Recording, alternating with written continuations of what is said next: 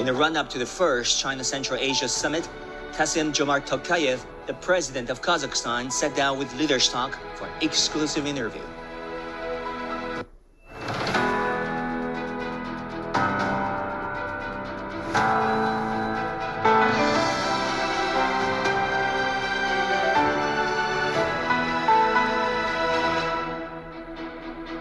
Hello and welcome to Leaders Talk, where we meet leaders, thinkers, and trailblazers. I'm Mongguan Astana, and our guest today is Kassym-Jomart Tokayev, the president of Kazakhstan. Now, China and Kazakhstan have described each other as permanent, comprehensive strategic partners. Is China and Central Asia at large, and China and Kazakhstan in particular, moving closer strategically? A fluent Mandarin Chinese speaker, how does Tokayev look at China and its global influence?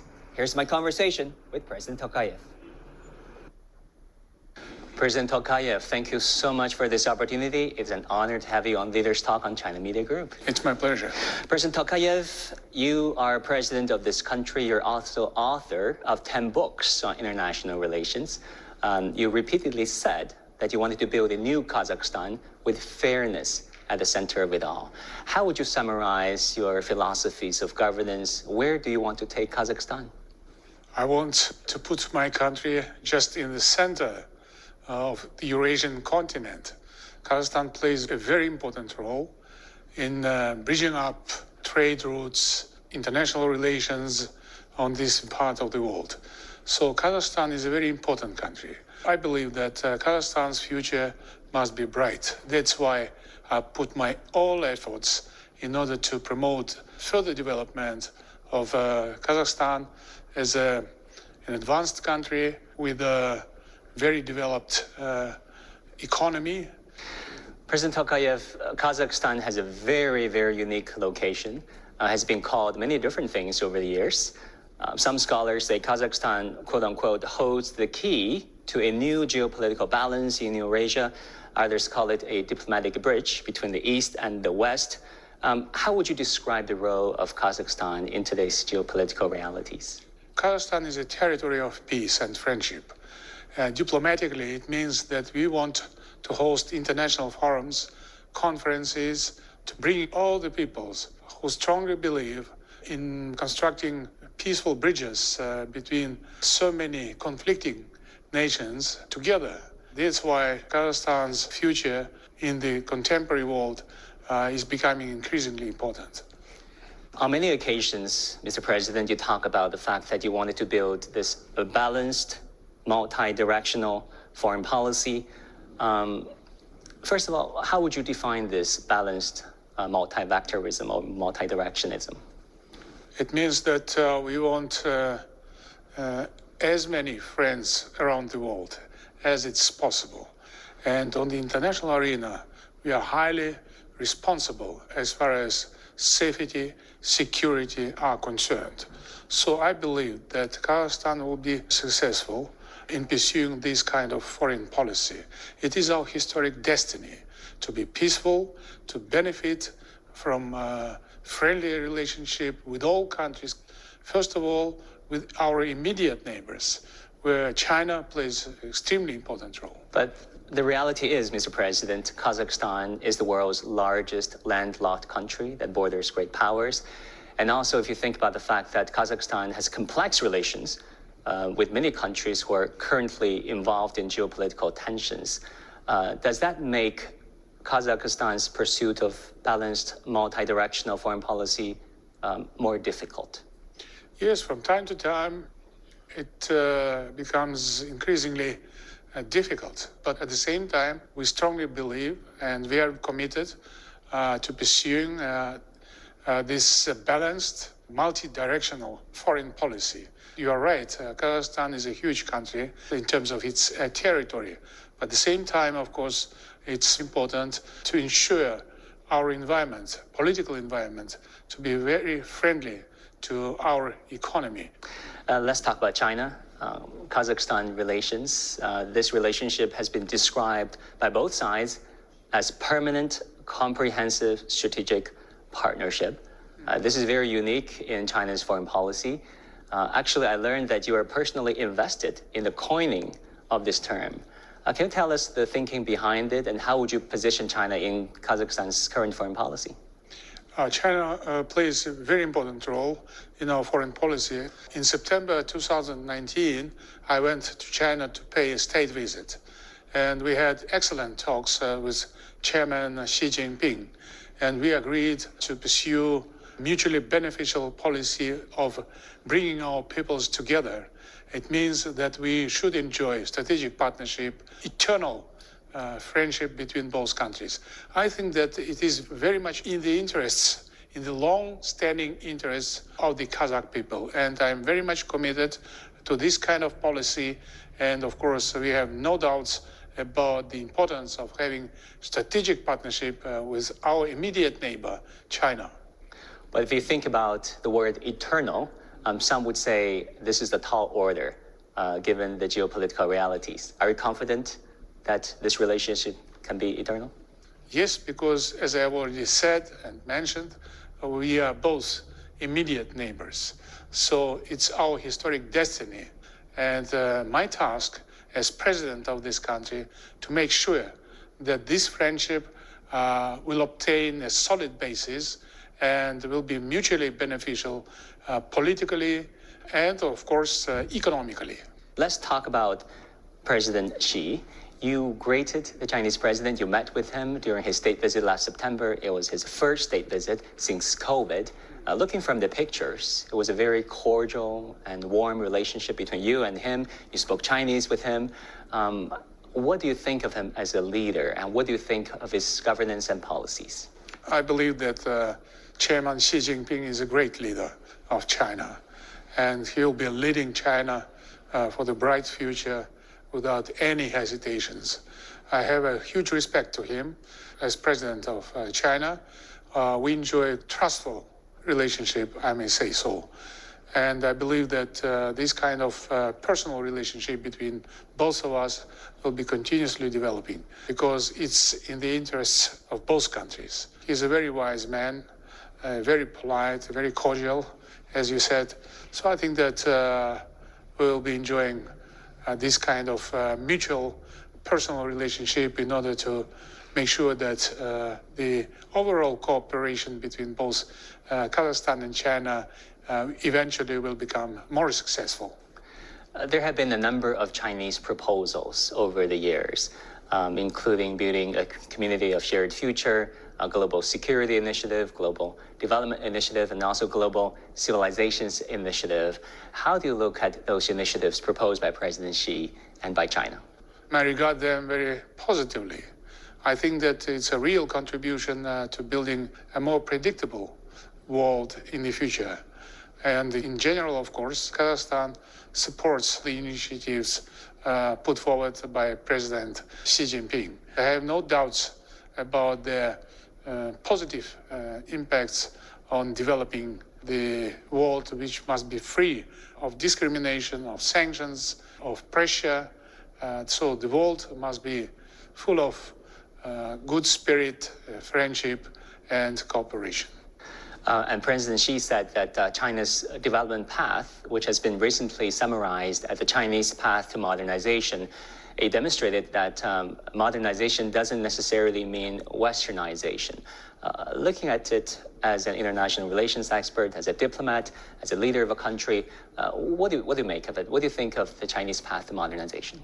The point is that both Kazakhstan and China are being situated in Asia. So it's senseless to talk about the westernization because we have our own way of developing ourselves. But at the same time, of course, we need to use positive experience that does exist in so many countries, including the West. First of all, I mean technologies, education, and so on. So I think that we must enrich each other by taking good lessons. But at the same time, of course, there should be no interference in the domestic affairs of any countries from outside. Last January, there was a video summit between China and Central Asian leaders. And then in February, you, along with 4 other Central Asian leaders, attended the opening of Beijing Winter Olympics. And then there will be this China-Central Asia Summit in May. is it your sense too that China and Central Asia are moving closer towards each other, not just economically, but also strategically? And in particular, what are your expectations for this China-Central Asia summit, the first of its kind? My expectations from the summit, which is going to take place in Xi'an, Central Asia and China are very high. China plays increasingly important role in our part of the world in Central Asia, and it's quite natural. I think that all my colleagues in Central Asia would agree with me that we benefit from our relations with China, and we'll be doing our best in order to promote this kind of cooperation. And then what would be your response to some commentaries that say that China and Central Asia are moving closer towards one another, and they're concerned about this growing closeness or intimacy in this geopolitical balance? There should be no suspicions about that, because our intentions are quite open, sincere. The fact is that China, number 2 in terms of its economy in the world, China has become a juggernaut in terms of its economic development. So we should acknowledge the role of China, and we need to build very good relationship with your country. Talking about the economy, China has been one of Kazakhstan's largest trading partners for many, many years. And you talk about the fact that you wanted to advance this economic partnership. Do you have any specific areas or sectors in mind? I think that we enjoy a very close relationship in so many areas. The overall trade between both states reached $31 billion. In this context, of course, China has shown itself as a very reliable partner.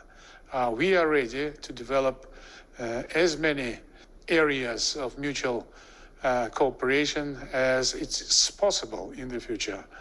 We welcome investments from China. We welcome businessmen from China.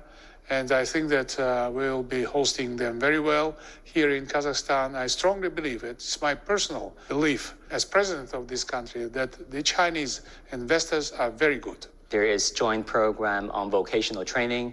That is China working with Kazakhstan to help produce more skilled workers for the Kazakh economy. It is actually called Luban Workshop. Cooperation such as this, how do you want to advance bilateral economic relations going forward?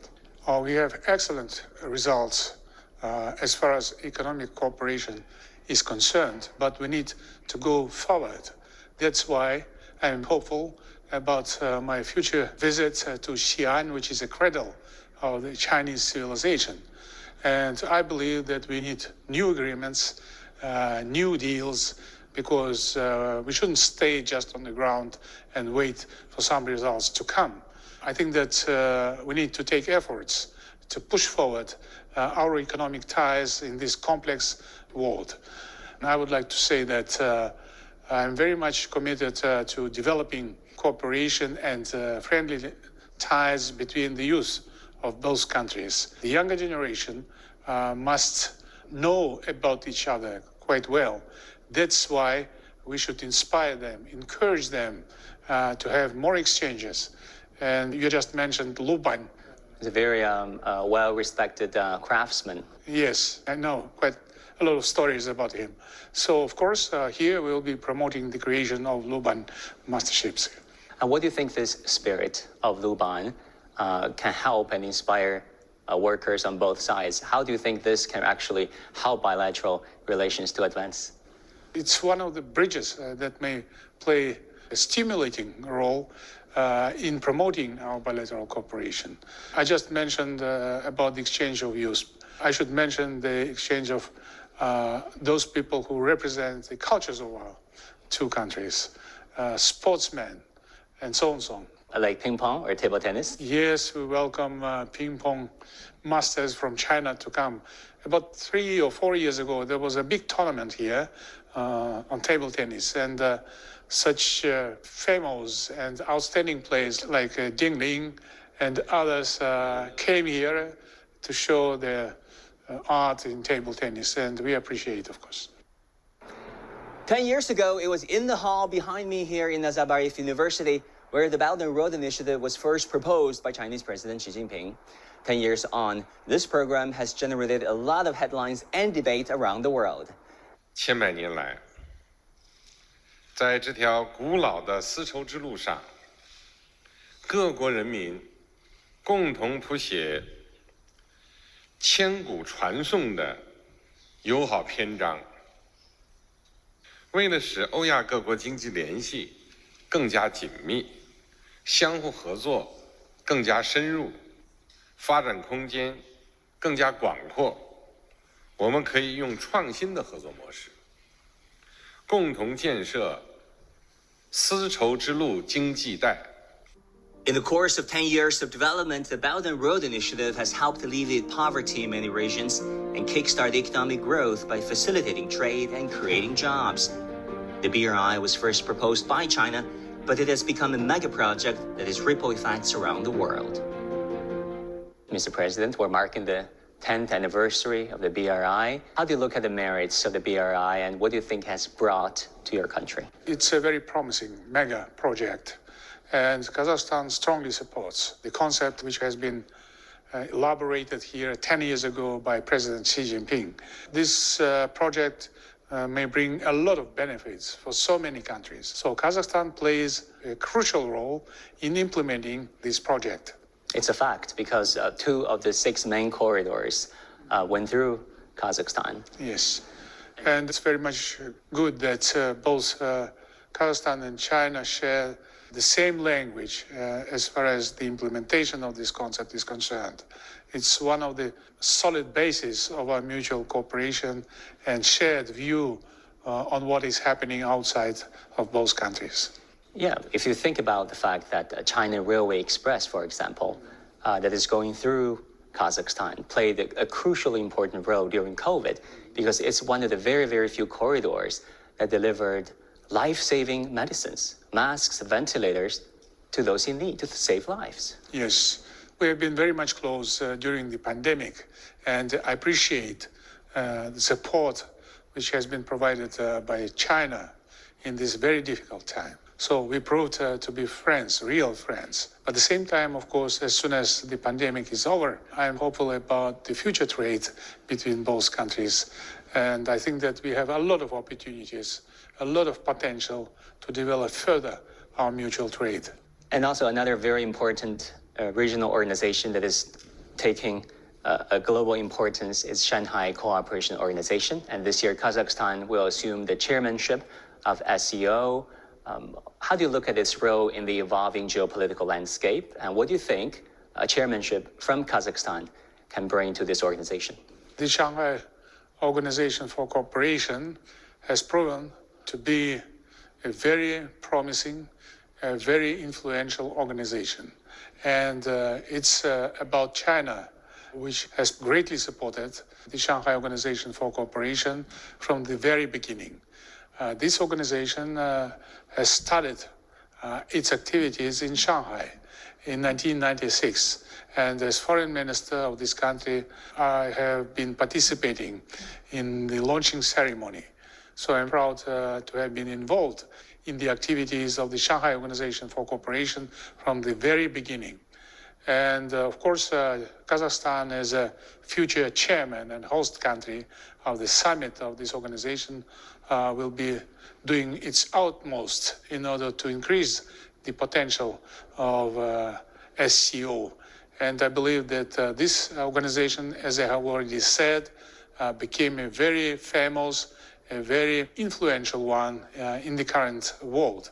From my personal point of view, and I have said it at the summit in Bishkek, the Shanghai Organization of Cooperation has become one of the most developed and successful organizations in the world. You know, some Western friends ask me what SCO is all about. They're like, oh, is this a NATO of the East? How would you respond to their concerns and curiosity about the nature of this organization? The uniqueness of the Shanghai Organization for Cooperation that we have a very much diversified agenda. We talk and take measures not only in the security area or in the military domain, but we take decisions with regard to our economic cooperation, investment cooperation, cultural ties, and so many. It's not exaggeration of the potential of this organization. It's the acknowledgement of the fact which does exist. And I think that a lot of opportunities still lie ahead of this organization, and it's about us, including Kazakhstan, to make better this organization, to benefit from its potential, and to bring fortunes and benefits to our peoples. Talking about international relations, Mr. President, in recent years, some countries framed China as a threat. There's both rhetoric and actual policies of antagonizing China, of attempting to decouple with China, and of containing China. How do you feel about that? I feel sorry about that. I don't share this view, and we do not support this concept. Speaking about Kazakhstan, we strongly believe that China is a very good friend of my country. And looking back in the historic developments, China never made any damage to the Kazakh people. And of course, we keep it in our historic memory, and we very much appreciate this. Talking about Taiwan, it is a hot button issue.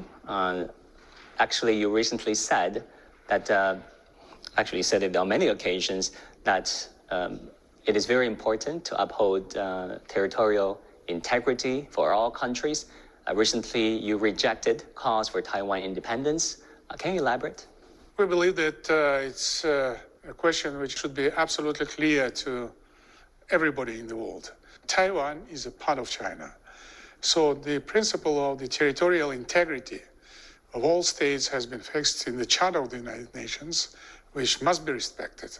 And this principle also has been put in the declaration and in the Charter of the Shanghai Organization for Cooperation. So once again, for us, it's absolutely clear. Taiwan is a part of China, and we have no hesitations about that. Would you support an eventual Chinese reunification? Yes, of course. I think that eventual reunification will take place sooner or later. And there are Chinese who live in Taiwan. There are Chinese who live in China. So they must be together. President Tokayev, let's talk about your personal relationship with China. You're one of the very, very few world leaders currently who speak fluent Mandarin Chinese. What kind of a unique lens does that give you to look at China? Because you also lived and studied in China for 8 years? I studied in China from 83 to 84. I went through the training courses at the University of Culture and the Chinese language. So I really enjoyed this period of my life in China. I have got acquainted with your culture, with your language, and I really liked the Chinese people and its traditions. So it was one of the best times and periods of my life in China. You would ride a bicycle along the hutongs? Yes. Visiting different places? Absolutely. I did it. And I've been enjoying. What was it like back then, if you compare that China versus China today? That time, Beijing was a very fastly developing city. And there were reforms. So the whole China was developing quite quickly and successfully, and we have been witnessing the growth of China, the progress of China. We lived in Wudaokor, Sidaokor. President Tokayev studied at Beijing Language and Culture University in 1983 and 1984. He was then posted to the Soviet embassy in Beijing. In March 2019, Tokayev was sworn in as the president of Kazakhstan. A few months later, in September, he visited China and remarked that he had very fond memories of his days in China. Before the interview, our crew got in touch with Liu Shiqin, Tokayev's lecturer at Beijing Language and Culture University. Liu recorded a video message saying that he would love to have President Tokayev back to his alma mater and catch up on the good old days. What do you want to say to Mr. Liu Shiqin? I would like to tell him that I'm very much grateful. He's a very good teacher. I remember him very well. And I believe that one day I will be able to go to China once again to meet him. Really, he was a very good teacher. Strict? Strict, but very much friendly. And he liked us. So, Mr. President, speaking from personal experience, how do you look at the importance of people-to-people engagement between Chinese and Kazakhs, visiting each other's countries, knowing the other's languages, and living the life of China and Kazakhstan have to offer to each other? I've already said about this. I strongly believe that people-to-people exchanges and ties are extremely important. And we, being the heads of our states, must do everything in order to promote these kind of exchanges, to bring our peoples together, and because we share the common destiny, historic destiny. 托卡耶夫总统，我能用中文问您一个问题吗？能不能用中文跟我们的中国电视观众说几句？您对中国和哈萨克斯坦未来双边关系的期待是什么？今天哈萨克斯坦和中国是友好邻邦，有1700多公里的睦邻友好的共同边界线。这些年来，我们两国不仅成为好邻居，而且成为互相支持发展的可靠友好伙伴。正如我已经指出的那样，中国是我们的全天候的朋友。我期待未来我们两国之间的合作一定受到发展巩固。您最想念中国的什么？我在中国待了差不多8年。所以想念好多东西，想念中国菜，想念中国的文化，想念中国的人民。您刚才说到了中餐啊，您最喜欢的、最想吃、最怀念的一道中餐是什么？回锅肉、北京烤烤鸭、担担面。担担面，你知道吗？担担面。担担面我知道，有点辣，是不是？辣的。能吃辣？我喜欢吃辣的。哦。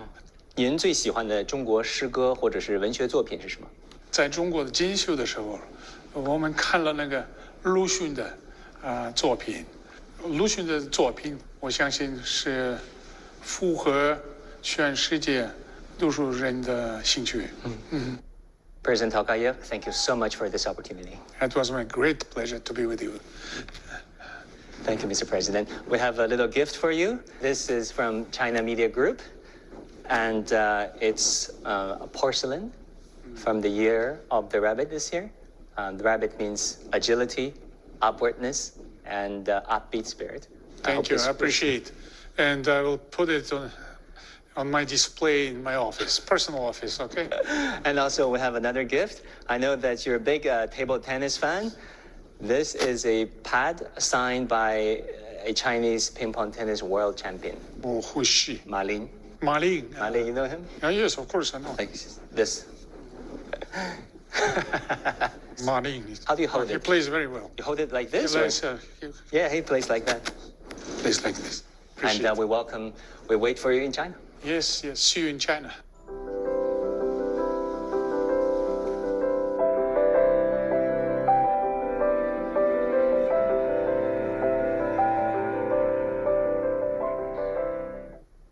Since its independence from the Soviet Union, Kazakhstan has carved out a unique path from possessing the world's fourth largest nuclear arsenal to giving up on it and focusing on growing the country's economy.